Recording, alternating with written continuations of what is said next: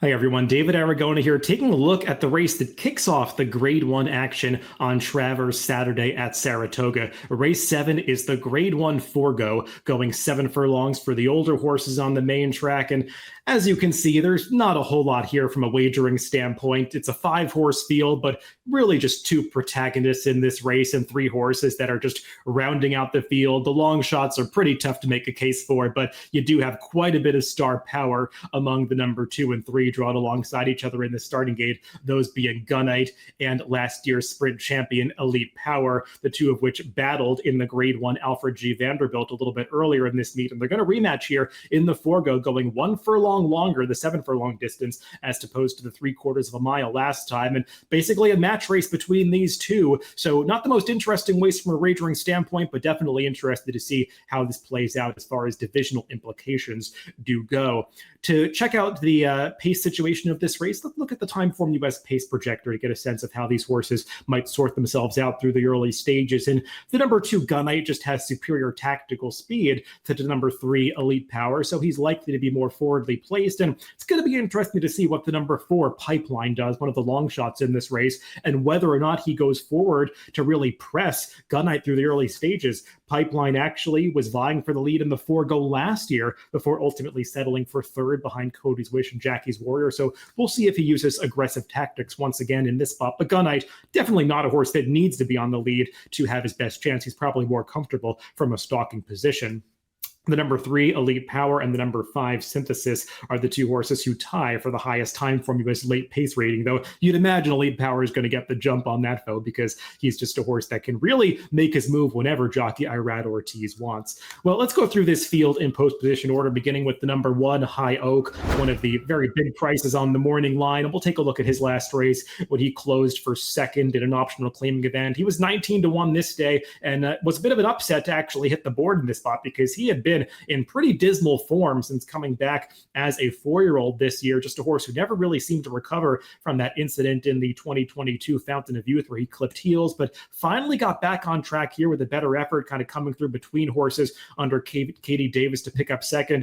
Nice to see this horse take a step in the right direction, but this is a big move up in class for him to now tackle Grade 1 company, and I'm sure the connections are just looking to get a piece of this in some black type, hoping to maybe pick up 3rd place with this horse.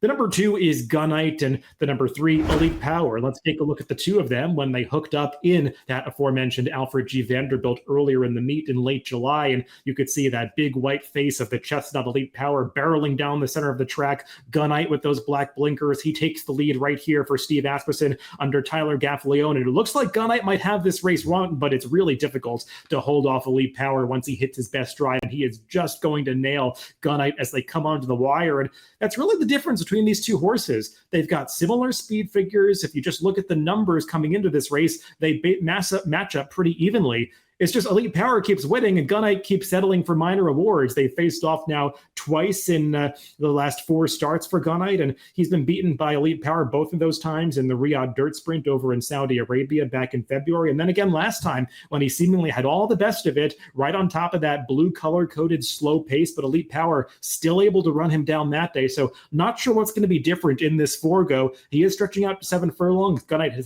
has had much more success going the 7 furlong distance than he has going 6, but you could argue that Elite Power is also better going this longer distance. And we'll take a look at Elite Power's past performances in Timeform US. And like I was saying, you see those blue color-coded pace figures last time in that Alfred G. Vanderbilt. It's tough for a sprinter to overcome that unfavorable pace situation in a 6 furlong dirt sprint, but this horse just has such a powerful finishing kick that he was able to get the job done and reel in a classy rival like Gunite to win that race. And that's all he does. He just keeps winning. He's won 8 races in a row since breaking his maiden in the summer of 2022, now seeking his 9th consecutive victory. He's looking for his 3rd Grade 1 victory now, 2nd in a row.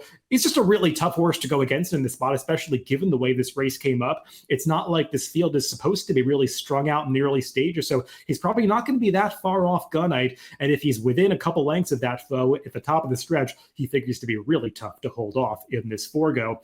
The number 4 is Pipeline, and like I was saying towards the top of this preview, he did run really well in the Forego last year when finishing third behind classy rivals Cody's Wish and Jackie's Warrior. The problem is his form kind of fell apart after that. He did not show up despite getting bet down to 6-1 in the Breeders' Cup Dirt Mile at the end of last year, then came off the layoff last time at Saratoga and was a no-show at 3-5.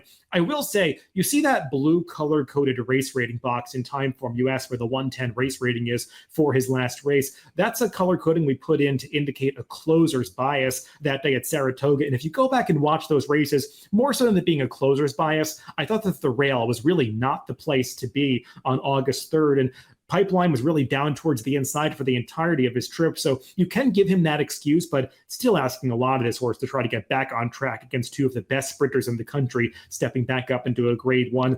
Likely to be forwardly placed early, but we'll see if he can hang on for a piece. And then closing out the field is the number 5, Synthesis. He's tried Elite Power a couple of times in his last 3 starts, has not really gotten close to him, was 6th in the True North, 5th last time in the Alfred G. Vanderbilt. This horse does love the 7 furlong distance, so going a bit farther definitely is going to suit him. He's won 4 times in 8 starts going 7 furlongs, but he's just a cup below these from a speed figure standpoint, not supposed to get that much pace to close into in this spot, so another one that's probably going to be hoping to pick up a minor award in this grade 1 event.